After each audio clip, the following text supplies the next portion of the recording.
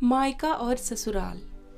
ससुराल कितना भी प्यारा होता हो, फिर भी मायका याद आता है। लड़के की शादी होती है और शादी संपन्न होने के बाद विदाई का समय आ जाता है और लड़की के घर वाले लड़की के पास एक एक करके उसके कमरे में जाते हैं और समझाते हैं। सबसे पहले माँ जाती है और कहती है अपनी बेटी से कि बेटी कल से जल्दी उठना और सबसे पहले उठकर नहा धो लेना, फिर पूजा पाठ करके रसोई घर का सारा काम अब से तुझे ही संभालना है। देखना कोई गलती ना करना, वहां तेरी माँ नहीं होगी समझाने के लिए। सारे काम ध्यान से करना। पति को दफ्तर से आने के बाद पानी, फिर कुछ देर बाद खाना और फिर वो जो भी बोले कर देना। सासू माँ की सेवा करना और घर के सभी लोगों का ध्यान रखना। फिर कुछ देर बाद पापा आते हैं और कहते हैं बेटी अब अपने ससुराल को ही अपना घर समझना और सबका ख्याल रखना। अपने माँ बाप के मान सम्मान को मिटने ना देना बेटी। और इतना कहकर पिता की आंखों में आंसू आ जाते हैं और वो वहां से बाहर निकल जाते हैं। फिर भाई आता है, आंखें आंसुओं से भरी होती हैं और चेहरे पर मुस्कान के साथ बोलता है, लगता है तू अब ससुराल चली जाएगी। जा रही है? तू सच में जा रही है ससुराल? चलो अब तुमसे छुटकारा मिल जाएगा। अब तेरा सारा हिस्सा मेरा हो जाएगा और अब कोई बात बात पर टोका टोकी भी नहीं करेगा और ना ही कोई माँ से मेरी शिकायत करेगा। चलो बढ़िया है, आज से तू परेशान नहीं करेगी हमको। इतने में लड़की की भी आंखों में आंसू आ जाते हैं और बोलती है, भाग जा पागल, नहीं तो मार खाएगा अब तू। और फिर भाई बोलता है, अच्छा मेरी तरह ससुराल में किसी को पीटने न लगना, वहां तेरी कोई मार नहीं खाएगा। जैसे हमें बोल देती है कुछ भी वहां मत बोलना, कोई बुरा मान सकता है। और फिर दोनों रोते हुए एक दूसरे को गले लगा लेते हैं और साथ में दोनों के मुंह से निकलता है, तेरी बहुत याद आएगी, अपना ख्याल रखना। और भाई आंसू पोंछते हुए बाहर निकल जाता है और इसी तरह परिवार के सभी लोग आकर समझाते हैं। अब सबके जाने के बाद विदाई होने का समय आ जाता है और लड़की सोचती है, एक तो अपना घर छोड़कर मैं जा रही हूँ, ऊपर से इतना कुछ घर वालों ने बता दिया। इसके पहले तो कभी कुछ ऐसा नहीं करना पड़ा, कैसे इतना कुछ संभाल पाऊंगी। यही सब सोचती रहती है, तमाम तरह के मन में ख्याल आते हैं। और फिर विदाई करके घर वाले लड़की को विदा कर देते हैं। यहाँ तो माँ बाप को इतनी फिक्र होती है, इतना कुछ कैसे संभालेगी मेरी बेटी। हमेशा से खुले ख्यालों वाली मेरी बेटी अब किसी की पत्नी, किसी की बहू, किसी की जेठानी, किसी की भाभी बन गई है। देखो क्या होता है अब ससुराल में जाकर। लड़की अलार्म लगाती है और दूसरे दिन सुबह उठकर जैसा कि उसकी माँ ने बताया होता है वैसा ही करती है और फिर सबके लिए खाना बनाती है। और कहते हैं ना कि ससुराल में पहली रसोई बहू कुछ मीठा बनाकर शुरू करती है, तो उसने सबके लिए खीर बनाई और खीर में चीनी कम रह गई, बाकी खीर बहुत अच्छी बनी थी। अब बनाने के बाद खीर सबके लिए निकालती है और सब तो खा लेते हैं, कुछ नहीं बोलते हैं।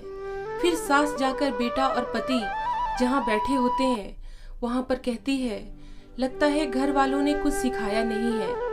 चीनी देखो कैसे डाली थी, लग रहा था खीर नहीं चावल खा रहे हो। और सबसे आखिरी में बहू को खाने का रिवाज होता है।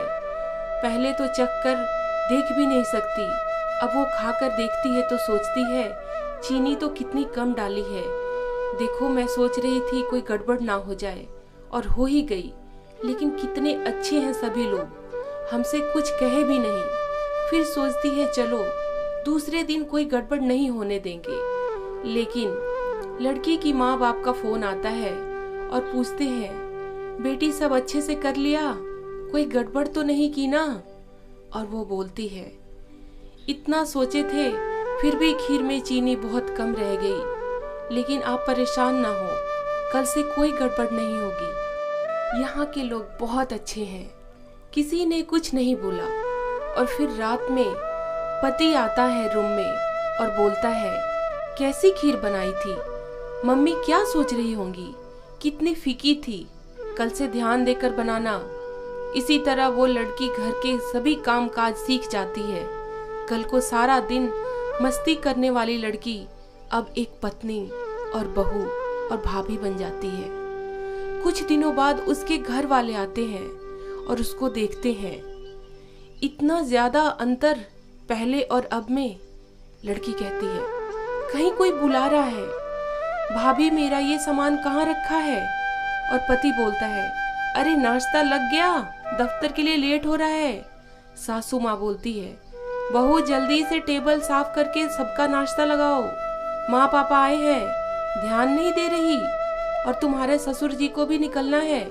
वो जल्दी जल्दी सारे काम करती है और सबको नाश्ता करवा कर सारा घर साफ करती है, बर्तन धोती है, फिर खाना बनाती है। ऐसे ही पूरे दिन उसका घर के काम काज में जाता है और कोई जरा भी सराहना नहीं करता।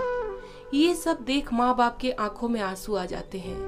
फिर जब वो सारे काम कर लेती है तो माँ बाप के पास बैठती है और तब माँ बाप बोलते हैं कि बेटा कोई दुख तो नहीं है तुम्हें? तब बेटी अपने आंसुओं को छुपाते हुए कहती है, नहीं माँ, कोई दुख नहीं है, बस आप सबकी बहुत याद आती है। और माँ छोटू कैसा है? वो अब आप लोगों को ज्यादा परेशान तो नहीं करता है? ऐसे कहते हुए उसने बात को काट दिया। माँ यहाँ सब बहुत अच्छे हैं, मेरा बहुत ख्याल रखते हैं, ऐसा कह दिया उसने ताकि माँ बाप परेशान ना हो। और माँ बाप कहते हैं, अब बेटी तो ऐसे ही खुश रहे।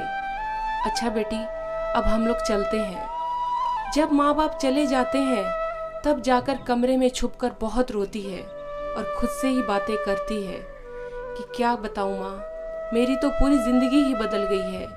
कभी खुद के लिए समय नहीं निकाल पाती, सारा दिन ऐसे ही निकल जाता है। और फिर सास आती है और बेटे से कहती है, माँ बाप आए थे, पता नहीं क्या पट्टी पढ़ा कर गए होंगे।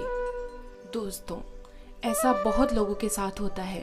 अगर ऐसा होता रहा तो ससुराल और मायके में हमेशा अंतर होता रहेगा, जब तक कि आप दूसरे के घर से आई बेटी को अपनी बेटी नहीं समझेंगे। ऐसा करने से ही रिश्ते बिगड़ते हैं। सारी बेटियां ऐसी नहीं होती हैं और तभी रिश्ते बिगड़ते हैं। अब वो काम कर रही है तो सब काम को करवा लेना चाहिए उससे। क्यों? आपकी मजदूर बनकर तो आई नहीं है, आपके घर की बहू है वो, जो आपके लिए अपना सब कुछ छोड़कर आई है।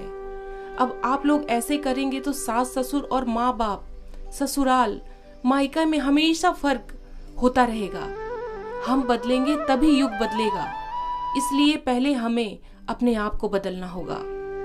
हर बहू निस्वार्थ भाव से ससुराल में अपने पति, सास, ससुर, ननद सभी का ख्याल रखती है। बदले में उसे ससुराल वालों से कुछ नहीं चाहिए। बस उसे जो बहू को सम्मान मिलना चाहिए वो जरूर दे। जो बेटी अपने माँ बाप का घर छोड़कर ससुराल आती है, उस बेटी की भावनाओं की कदर जरूर करें।